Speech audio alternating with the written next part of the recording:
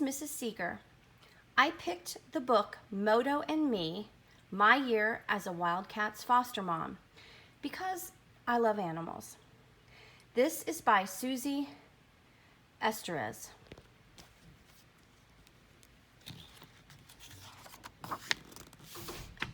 Moto and Me. This is the table of contents. I used to tell my mom that one day I would live in a tent in Africa. My life in a bush camp. As a child, I used to tell my mom that one day I would live in a tent in Africa. So it was a dream come true when I headed to the Masai Mara, a wildlife reserve in Kenya, to photograph animals. I had planned on staying for a few months, but wound up living there for almost 3 years. It wasn't easy. When I first arrived at the camp, there was no electricity. For the first year, I used oil lamps for light and charged my camera batteries and laptop using my Jeep battery. To shower, I had to heat water over the fire, pour it in a bag, and then hang the bag from a tree branch. But I loved living in the camp because I was close to animals. I'd always dreamed of seeing. Nearly every night, I fell asleep to a chorus of animal sounds: lions roaring, jackals yipping, zebras stampeding, and more. One night, I woke to the sound of panting outside my tent and looked out to see the spots of a leopard as he slinked by. During the day, lots of animals wandered in and out of camp: hippos, hyenas, and even a friendly bull elephant. Venomous snakes, like mambas and cobras, were fairly common, and sometimes they came into my tent. One night, I had a close encounter with a spitting cobra on my desk. But the most exciting animal encounter I had was with a tiny, helpless wildcat named Moto. This shows us Kenya. People are not allowed to build or hunt on the Masai Mara, so wild animals can roam freely and safely there. I lived in a tent, which was more spacious than it looks inside, if I fit my bed, a trunk for clothing and gear, and a small desk.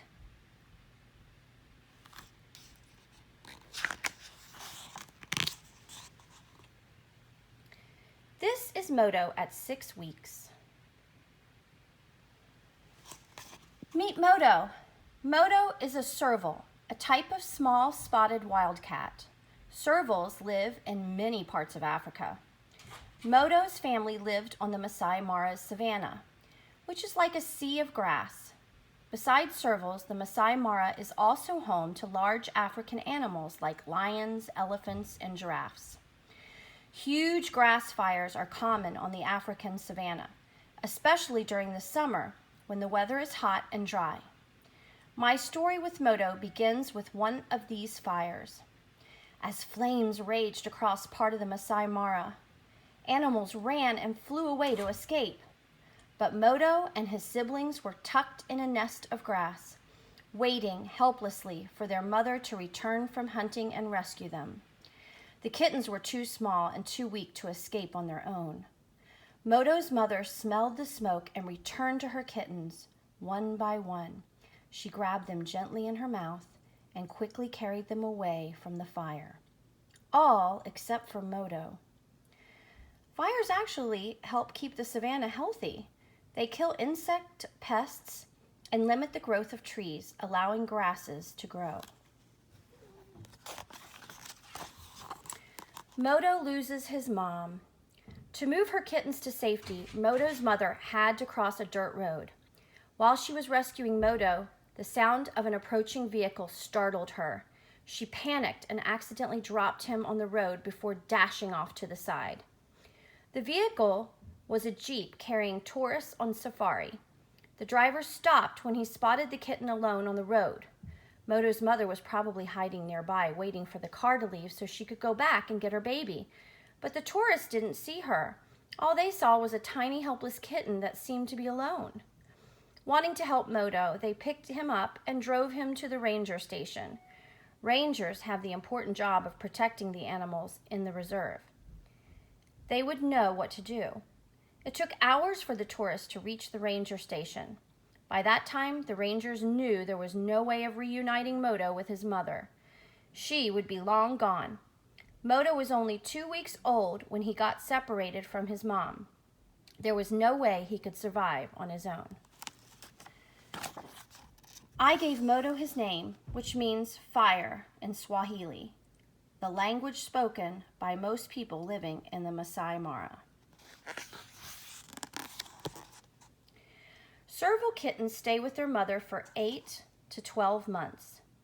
Moto was only 2 weeks old when I got him.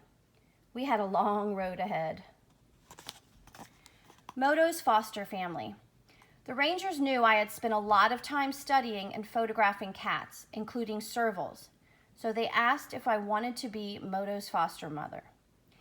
It would be different from raising him as a pet. I would have to teach Moto how to survive in the wild on his own, so he wouldn't have to rely on a human forever. When he was old enough and ready, I would return him to the wild where he belonged. Moto was saddened by the loss of his mother, and for the first week, he cried out often. The most important thing for an orphaned animal is to feel secure, so I stayed right beside his side and showered him with affection. As he got more comfortable with me, Moto became very snuggly and purred loudly when I held him. Purring meant he was happy, so I was happy too. Wild servers are usually born into litters of 2 or 3 kittens. So I decided Moto needed a foster sibling. I gave him a plush toy named Mr. Ducky. When I couldn't be with him, Mr. Ducky kept him company. Moto loved his new brother and spent hours snuggling with him. Hungry Moto.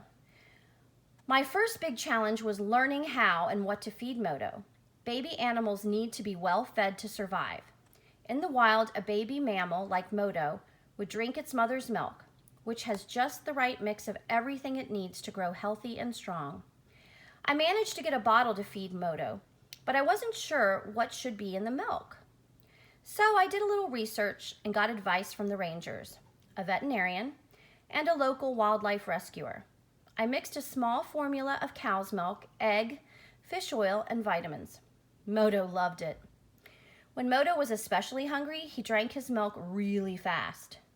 Once he drank so fast that he started to choke. He couldn't breathe and his tongue started turning blue. I was terrified. I quickly called a veterinarian who told me to turn Moto upside down and gently smack his back. It worked.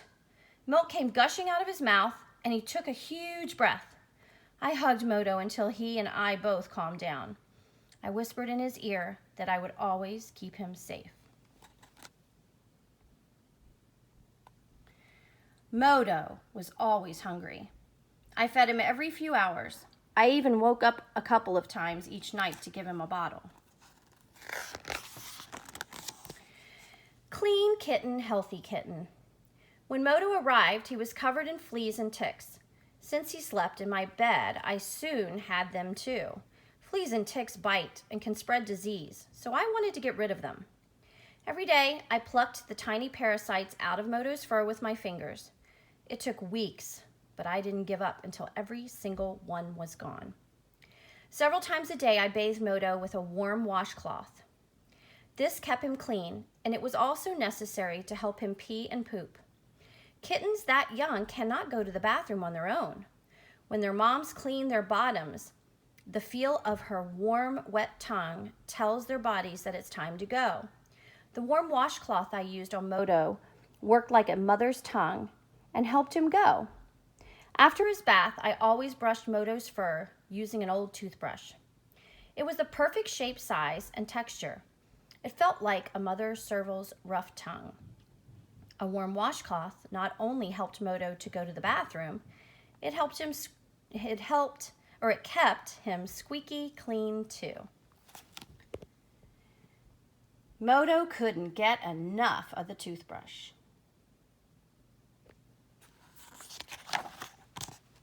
Moto's first adventures. For the first 2 weeks, Moto never left my tent. But as he grew stronger and more confident, he wanted to venture outside.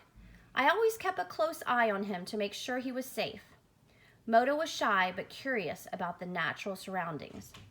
He smelled the grass, listened to the bird calls and other animal sounds, and watched everything with big, wide open eyes. The first few times we left the tent, we would walk only a few feet before Moto retreated back inside, exhausted by his big adventure.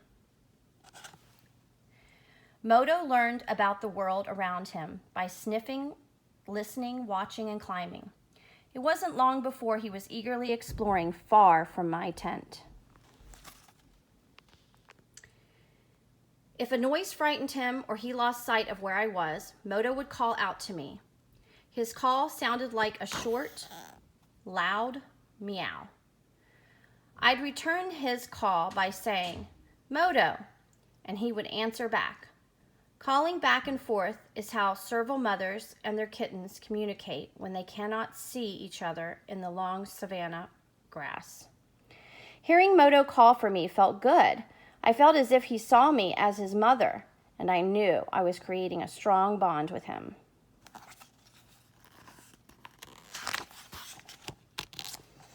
Moto had many adventures in the pouch, including a couple of rides in a bush plane. Kitty pouch. I was living in the Masai Mara Game Reserve to work as a wildlife photographer, so I couldn't just stay in my camp with Moto. I had to work. Every morning at sunrise, I drove off in my Jeep to find animals to photograph on the savannah. This is called a game drive. At first, I tried leaving Moto behind when I went on game drives, but he grew sad and lost his appetite. I had to find a way to bring him with me, but still keep my hands free for taking pictures. So I had pouches sewn onto some of my shirts. I would put Moto in the pouch and carry him everywhere with me. In the pouch, Moto could feel the warmth of my body and hear my heartbeat. At first, he spent most of the time just tucked away inside, sleeping and resting. Later, when he got used to the pouch, he liked to ride with his head poking out, watching the world and other animals go by. When I carried Moto in my shirt pouch, I felt like a kangaroo mom with her Joey.